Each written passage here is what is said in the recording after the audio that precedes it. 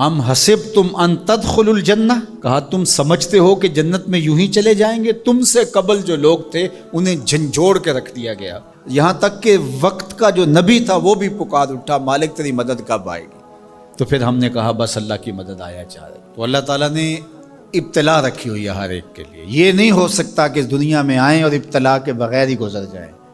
کوئی آدمی ایسے ہی گزر جائے، ایسے نہیں ہو سکتا، ابتلا سے اس کو گزرنا پڑے گا جیسے بھی گزرے۔ اللہ مال دے کے بھی آزماتا ہے اور غربت دے کے بھی آزماتا ہے، یہ دونوں آزمائشیں ہیں اس کی۔ کبھی صحت دے کے آزماتا ہے، کبھی بیماری دے کے آزماتا ہے، کبھی فراغت دے کے آزماتا ہے، کبھی مصروفیت سے آزماتا ہے، کبھی بھوک سے آزماتا ہے، کبھی انواع و اقسام کے کھانے فراواں دے دیتا ہے، اب آزمائش ہوتی ہے۔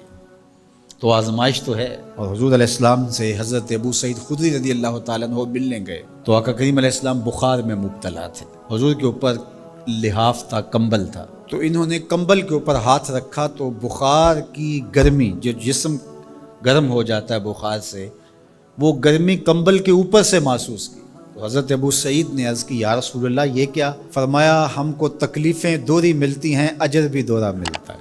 سب سے زیادہ تکلیفیں انبیاء کو آئی، سب سے زیادہ تکلیفیں نبیوں کو پہنچی ہیں، پھر جو نبیوں کے خاص لوگ متبعین خاص، ان کی عادات کو اختیار کرنے والے۔ امام فخر الدین رازی نے تفسیر کبیر میں لکھا ہے کہ مکے سے لے کر طائف تک 70 ایسے نبیوں کی قبریں ہیں جن کی وفات صرف بھوک اور پیاس کی وجہ سے ہوئی۔ حضرت خباب بن ارت رضی اللہ تعالی عنہ حضور کی خدمت میں حاضر ہوئے، حضور کعبۃ اللہ کی دیوار کے ساتھ بیٹھے ہوئے تھے، کافروں نے اتنے دکھ دیے، اتنی تکلیفیں دی کہ یہ تھوڑے سے پریشان ہو گئے۔ تو آقا کریم نے فرمایا خباب بس گھبرا گئے ہو؟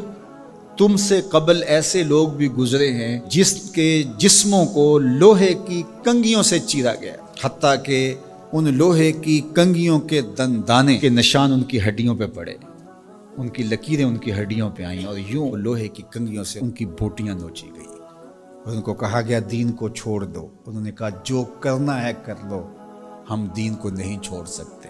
حضرت زکریا کے سر پیارا رکھ کے پاؤں تک چیر دیا گیا، لیکن پڑھو ان کی سیرت، ان کی زبان سے اف بھی نہیں نکلی، زخم پہ زخم کھا کے جی، خون جگر کے گھونٹ پی، آہ نہ کر لبوں کو سی، یہ عشق ہے دل لگی نہیں۔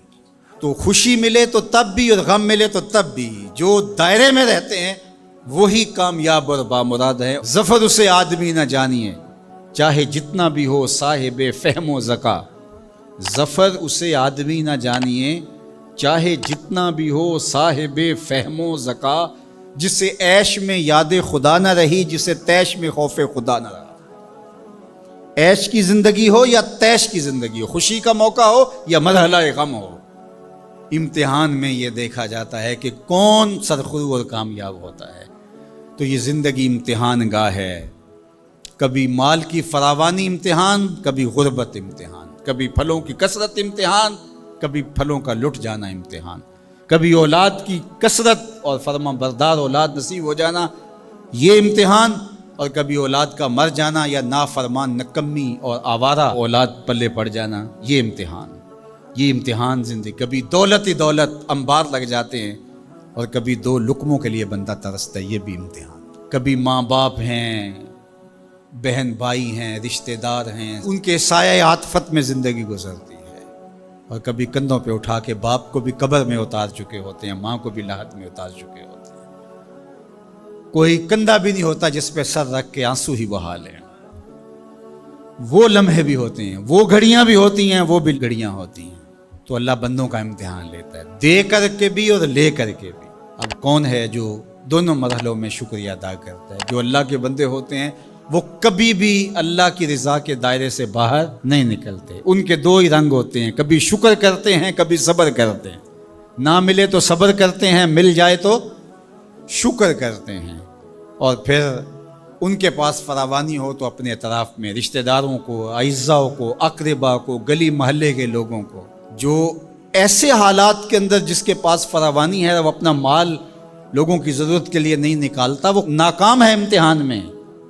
چاہے وہ کوئی بھی ٹائٹل رکھتا ہو، وہ چاہے پیر کا ٹائٹل اس کے پاس، چاہے عالم کا ٹائٹل اس کے پاس، چاہے وہ سیاست دان ہو، چاہے وہ کچھ بھی ہو، اس مشکل وقت پر جو ضرورت مندوں کے کام نہیں آتا، اگر اس کے پاس گنجائش ہے تو وہ امتحان میں ناکام ہو گیا ہے، جو اللہ نے امتحان لیا اس میں ناکام ہو گیا۔